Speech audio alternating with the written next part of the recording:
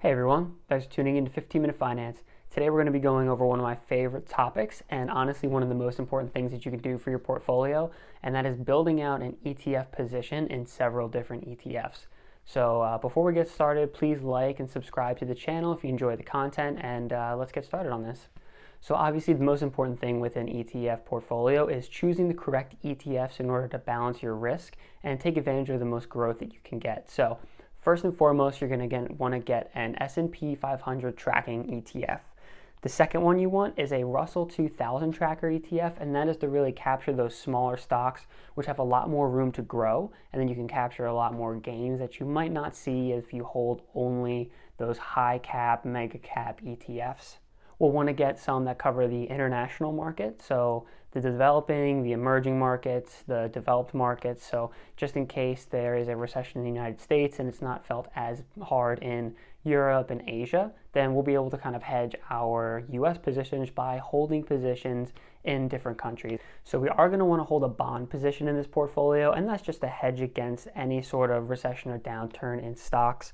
You're not going to get as much return in bonds, but in those times of recession where the stock market is hit really badly, typically the bond market isn't hit as bad, so you're just using this bond position in order to hedge that stock market risk. Commodities are about the same thing, so we always just want asset classes that are not in the stock market, and commodities, and then the next thing is gold. We're going to use those to hedge against basically all of our stock market bets. So just in case the stock market goes down, kind of like in bonds, we're making sure that we have other positions in other asset classes that are going to be able to kind of keep our portfolio afloat throughout those times of recession. You'll also want to have a REIT ETF in your portfolio. So this is just going to basically follow the real estate market, and you don't want a thematic REIT, so not one that covers digital storage space or just shopping malls or apartment buildings. You don't want that. You want something that covers the majority of the real estate market. That way, if one aspect of the real estate market is hit, you don't have all your eggs in that basket and you're kind of screwed. So unfortunately, the most exciting type of ETFs, the thematic ETFs, are probably what you want to have the least amount of in your portfolio. So these are really just an ability to get into a specific market that you might otherwise not be able to choose one or two stocks in that you really believe in.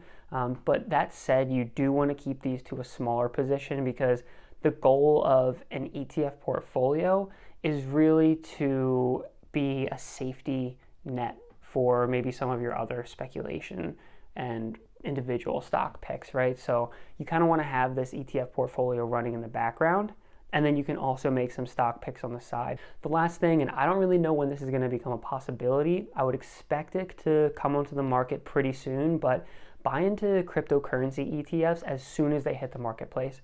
As we've seen in the last about year, cryptocurrency has just skyrocketed. It's very, very popular. It's made a lot of people a lot of money. There's a recent dip in cryptocurrency, so kind of the hype has worn off maybe a little bit, but as soon as those hit the market, you really do want to get into that, because that's an asset class that is only going to grow in the future, and you should really take advantage of it. So the goal with holding all of these different types of ETFs is that you're going to be able to keep a steady balance of performance over a long period of time. So there's going to be periods where maybe half of your ETF portfolio isn't doing very well, maybe only getting 1% gains a year, or maybe even losing money per year, but typically that other half of your portfolio is going to be doing pretty well.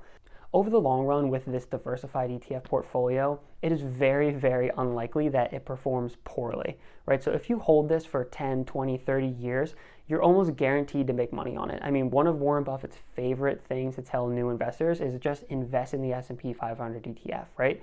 So by including more ETFs in that and even further diversifying your ETF portfolio, it's really just the safest way to invest, and it's really good for having X amount of money go into your ETF portfolio that you know is going to grow and it's a safe investment. And then you can take, 10, 20, 30% of your money, again, depending on your risk tolerance, and put them into more speculative stocks and individual stocks. But you have the majority of your money in this ETF portfolio, and you know that it's going to grow over time. One thing I will say to avoid is buying ETFs that are similar, right? So you don't want to buy an S&P 500 ETF from Vanguard and from iShares and from BlackRock, and then maybe get an S&P 500 value ETF and an S&P 500 mega cap ETF, because all of those ETFs are going to hold essentially the same exact stocks. So they're all going to move almost essentially identical, right? So it just doesn't make sense to hold ETFs that are similar to each other. You really want to try and diversify and find ETFs that represent different parts of the market and then different asset classes. So really differentiate between your ETFs. Otherwise, you're just going to have several ETFs that all hold the same positions, and then they're all going to go up and down at the same time, which is pretty much what we're trying to avoid here. Moving into the thematic ETFs, I really wouldn't hold more than 2.5% to 5% of your overall ETF portfolio in any of these thematic ETFs, right? So think of things like genomics, space, fintech, gambling. It's really good for those industries that haven't matured yet, but they have a really, really big potential total addressable market.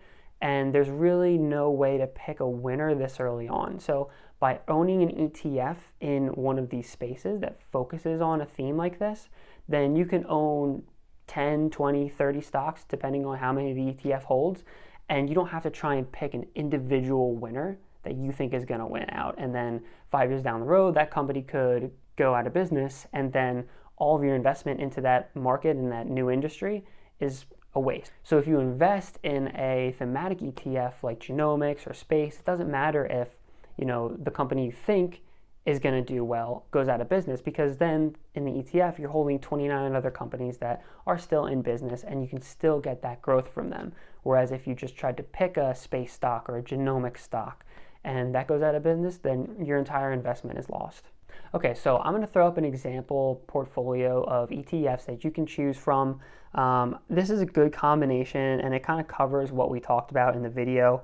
I actually own all of these ETFs, so this is not me just saying, oh, try and pick these. I actually own all of them and I have money in all of them. So this is kind of my diversified portfolio that I have. So I'm covering S&P 500, Vanguard Dividend Yield, Russell 2000, emerging and developed markets, bonds, gold, commodities, and real estate. So we have all these different asset classes, and as you can see, the majority is from Vanguard, and that's honestly just because I use Vanguard as my personal brokerage, and I just found that it's very easy to choose from. They have a ton of different options for ETFs that you can look through. But yeah, this is just an example of something that you can use. As you can see, the ticker symbols are there if you want to put it into a portfolio back tester, but this is just something that I would recommend you start putting money into. It doesn't have to be these exact ones, but these are definitely good options for any new investor, and I think this is a very safe and balanced portfolio that you can just kind of put money into every month, an X amount, and you just know that it'll likely grow in the next 20 to 30 years, and know that the time horizon for ETFs is very long, so it's just look at it as a safe bet for your future. So thank you guys for watching the video. If you liked the video, like, comment, subscribe. Tell me what's in your ETF portfolio if you have one.